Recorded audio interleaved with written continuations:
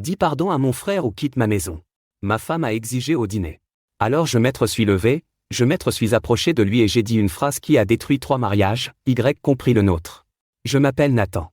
J'ai 38 ans et je travaille comme ingénieur aérospatial dans une entreprise de taille moyenne ici en Californie. Jusqu'à ce samedi soir d'octobre, je croyais sincèrement avoir un mariage décent. Pas parfait, loin de là, mais assez solide pour construire une vie dessus.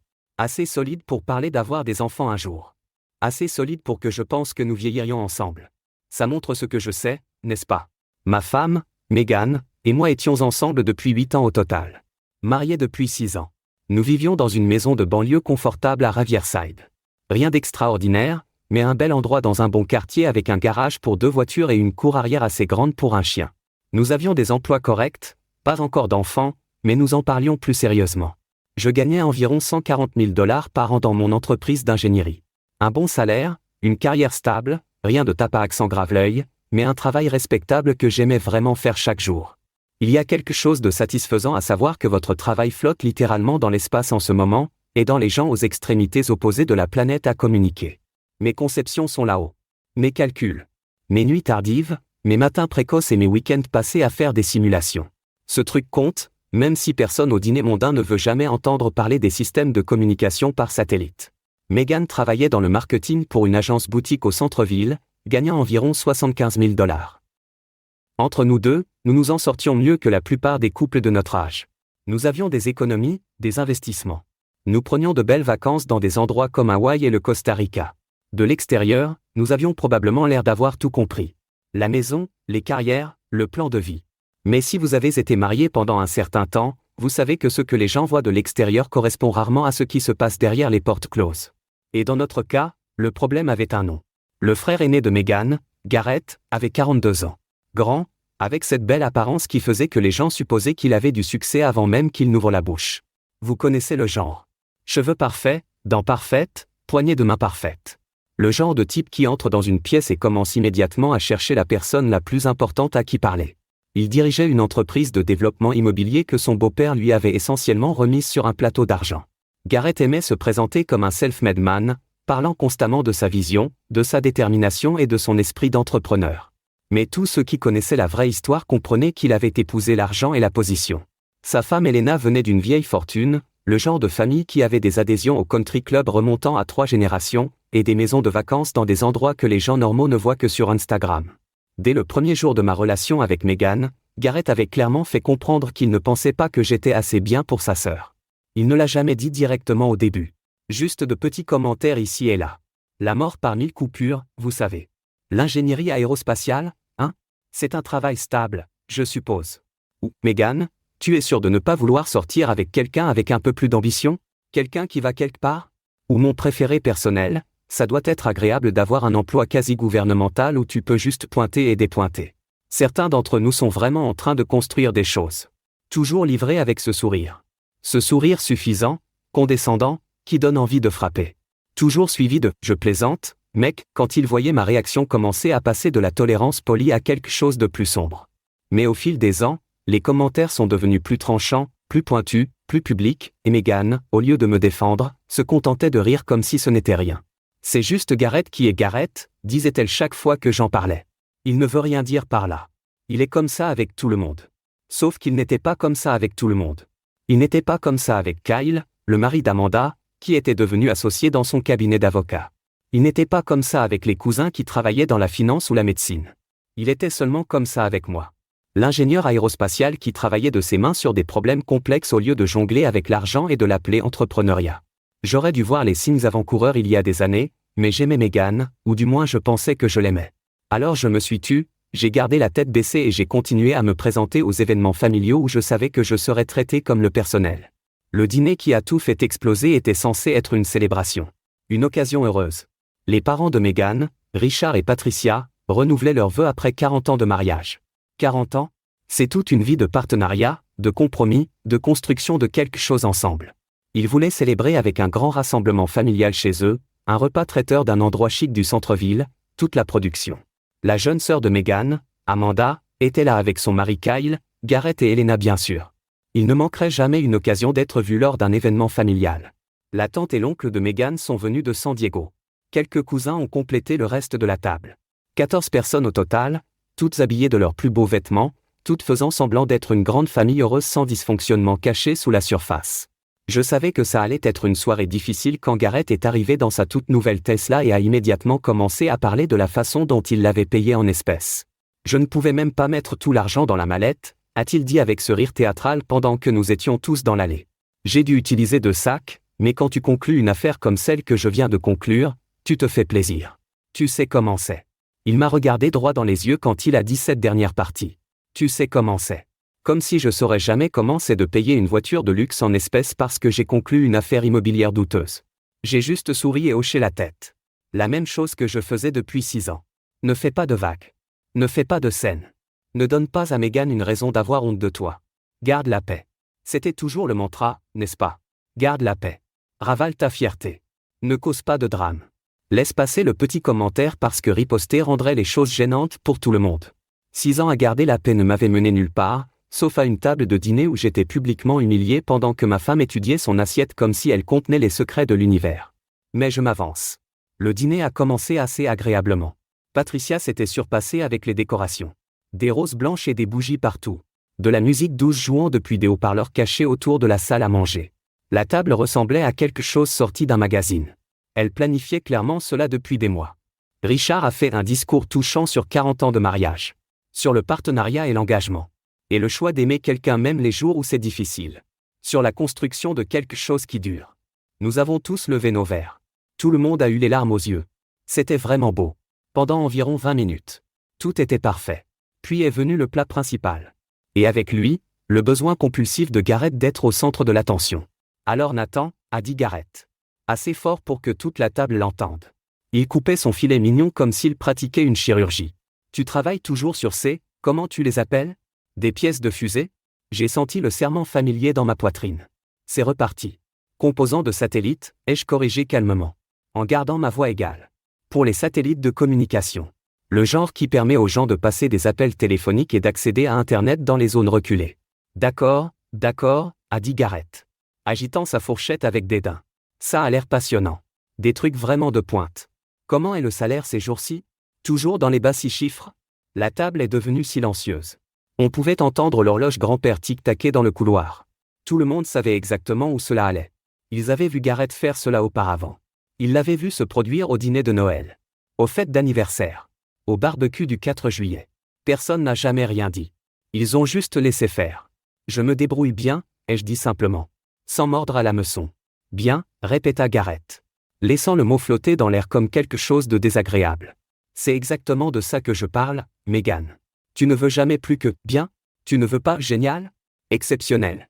Tu ne veux pas un mari qui peut te donner la vie que tu mérites? Meghan s'est déplacée inconfortablement sur sa chaise mais n'a rien dit. Elle étudiait ses asperges comme si elles contenaient les secrets de l'univers. Gareth, a dit sa femme Helena doucement, en touchant son bras. Peut-être devrions-nous parler d'autre chose. C'est la célébration de tes parents. Non, je dis juste, a continué Gareth. Se réchauffant à son sujet comme un acteur qui avait enfin trouvé les projecteurs. Regarde ce que j'ai pu offrir à Helena. La maison dans les collines avec la piscine et la vue. Les voitures. Les vacances en Europe 2 fois par an. C'est ce qu'un homme devrait pouvoir donner à sa femme. Pas seulement bien. Pas seulement adéquate. Pas seulement se débrouiller. J'ai senti ma mâchoire se serrer mais j'ai gardé ma voix calme. Différentes personnes valorisent différentes choses, Gareth. Tout le monde ne mesure pas le succès par la taille de sa maison ou le badge sur sa voiture. Bien sûr que non, a dit Gareth avec ce sourire condescendant qui me donnait envie de tendre la main à travers la table. Certaines personnes le mesurent par la taille de leur ambition. Ou dans ton cas, par son absence. Gareth, Richard, le père de Meghan, a finalement pris la parole. Sa voix avait un ton que je n'avais jamais entendu auparavant. Ça suffit. C'est censé être une célébration. Papa, je suis juste honnête, a dit Gareth, levant les mains en signe d'innocence simulée. Quelqu'un doit lui dire la vérité. Nathan est un gars sympa, bien sûr. Je ne l'ai jamais dit autrement. Mais les gentils gars finissent dernier. Meghan mérite quelqu'un qui va vraiment prendre soin d'elle. Quelqu'un qui va vraiment quelque part dans la vie. Pas quelqu'un qui se contente de naviguer dans une carrière médiocre, en attendant que sa pension entre en vigueur. Ce mot m'a frappé comme un coup de poing dans la poitrine. Médiocre. J'avais travaillé toute ma vie d'adulte pour arriver où j'étais. 4 ans d'ingénierie de premier cycle dans une université d'État, en travaillant à temps partiel tout le long, Parce que mes parents ne pouvaient pas se permettre de tout payer. 3 ans d'études supérieures, vivant de ramen et d'espoir pendant que mes camarades de classe faisaient la fête. D'innombrables semaines de 60 heures à mon premier emploi, essayant de faire mes preuves dans un domaine incroyablement compétitif où une erreur pourrait littéralement causer des millions de dollars d'équipement à échouer. Je détenais des brevets. 3 en fait. Mon travail était littéralement en orbite autour de la Terre en ce moment, aidant les gens à communiquer à travers les continents. L'année dernière, un satellite pour lequel j'avais conçu des composants clés avait aidé à coordonner les secours en cas de catastrophe après qu'un typhon ait frappé les Philippines. De vraies personnes. Un impact réel. Un vrai travail qui comptait. Et ce bébé gâté, qui n'avait jamais rien gagné par lui-même, à qui on avait tout remis par son riche beau-père, appelait ma carrière médiocre. Quelque chose a changé en moi. Quelque chose qui s'était construit pendant 6 ans a finalement atteint son point de rupture. Tu sais quoi, Garrett ? Ai-je dit, posant soigneusement ma fourchette à côté de mon assiette. Je pense que tu as rendu ton point très clair. Vraiment ? Garrett s'est adossé à sa chaise, s'amusant énormément. Il adorait avoir un public. Toute la table regardait maintenant. Des fourchettes figées en l'air. Des serviettes serrées dans des mains nerveuses. Parce que de là où je suis assis, tu ne sembles pas comprendre. Ma sœur aurait pu épouser n'importe qui. Elle est belle, intelligente, qui a réussi par elle-même.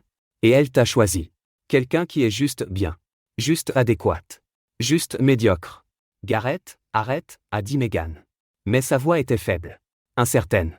Elle avait l'air plus embarrassée que fâchée. Et elle ne regardait pas son frère.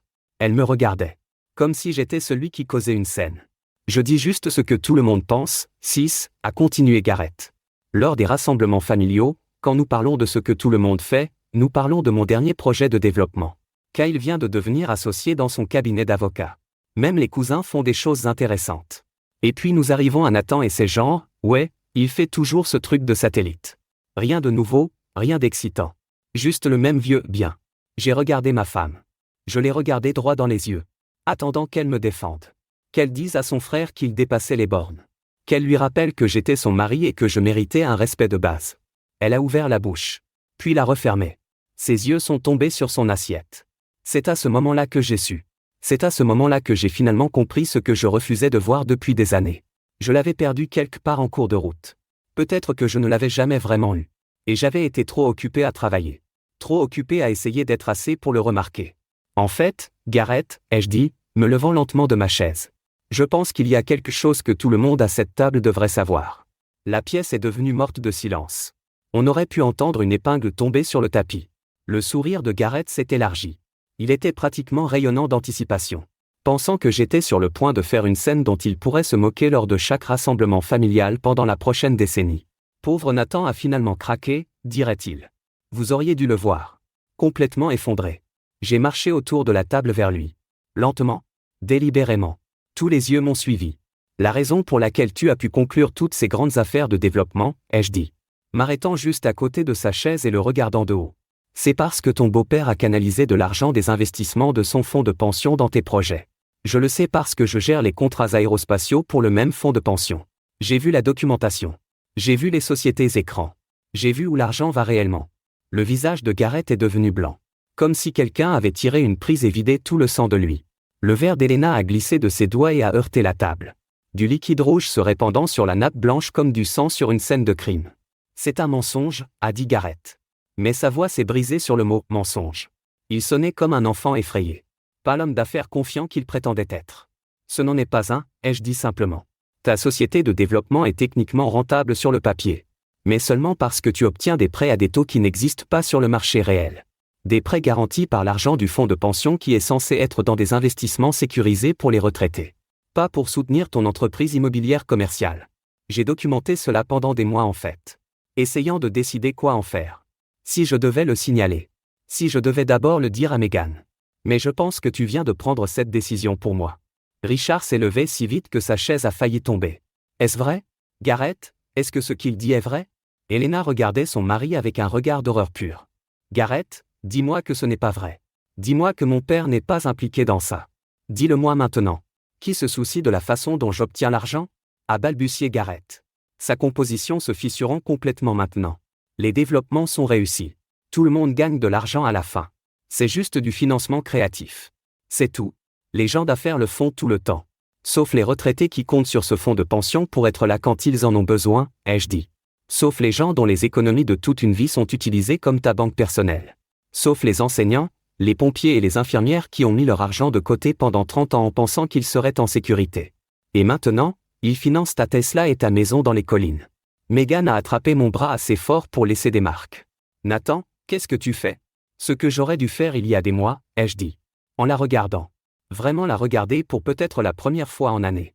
Dire la vérité. Ton frère m'a traité de raté pendant 6 ans. A appelé ma carrière médiocre. S'est moqué de tout ce pour quoi j'ai travaillé. Et tout le temps, il commettait une fraude. Et tu l'as laissé me démolir. À chaque fois. Le dîner a explosé après ça. Elena criait sur Garrett, exigeant de savoir quels autres mensonges il lui avait dit pendant leur mariage. Jusqu'où cela allait-il?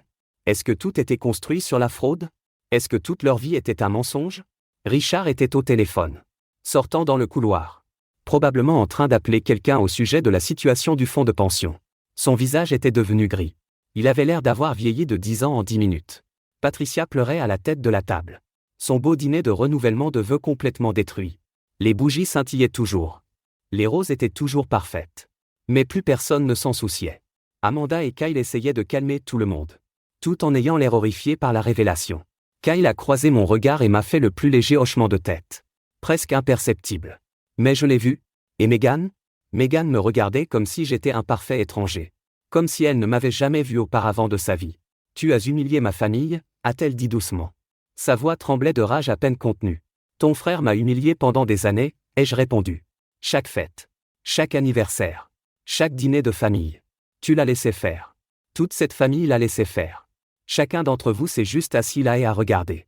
Ce n'est pas la même chose, a dit Megan. Garrett plaisantait juste. Il ne voulait rien dire par là.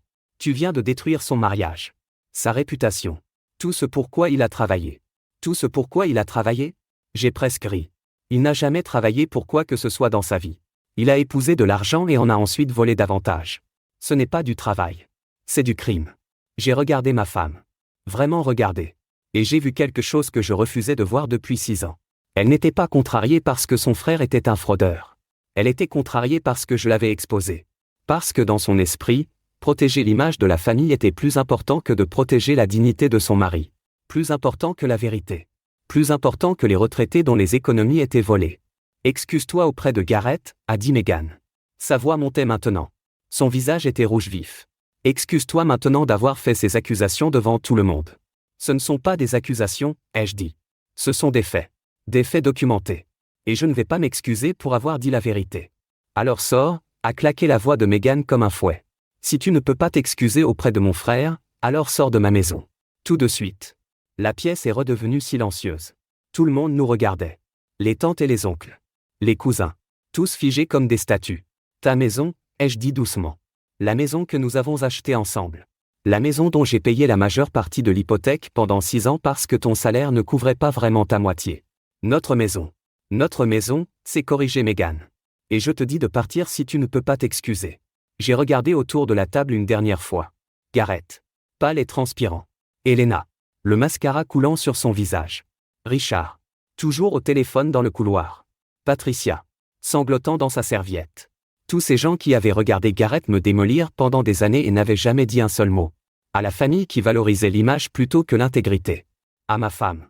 Qui choisissait son frère plutôt que son mari même maintenant. Même après tout ce qui venait d'être révélé. Je vais faire mes valises demain, ai-je dit. Ma voix était calme. Stable. Tu peux avoir la maison. Mon avocat te contactera pour le divorce. Le visage de Megan est devenu pâle. Le divorce. Nathan? Attends. Je ne voulais pas dire. Si, tu le voulais, ai-je interrompu. Tu voulais dire exactement ce que tu as dit. Tu pensais juste que je ne partirais pas vraiment. Tu pensais que je m'excuserais. Tu pensais que je céderais comme je le fais toujours. Mais j'en ai fini de céder. Je suis sorti de cette maison et je ne me suis pas retourné. J'ai roulé jusqu'à un hôtel du centre-ville. Je me suis enregistré dans une chambre au 4e étage. Et je me suis assis sur le bord du lit. Fixant le mur pendant environ 3 heures. Juste en fixant. Sans penser. Sans ressentir. Juste exister dans les conséquences de ce qui venait de se passer. Mon mariage était terminé. 8 ans partis en 20 minutes. Pas à cause d'une trahison dramatique comme la tromperie ou le mensonge sur l'argent. Mais parce que je m'étais finalement défendu. Parce que j'avais finalement refusé de m'excuser d'être manqué de respect.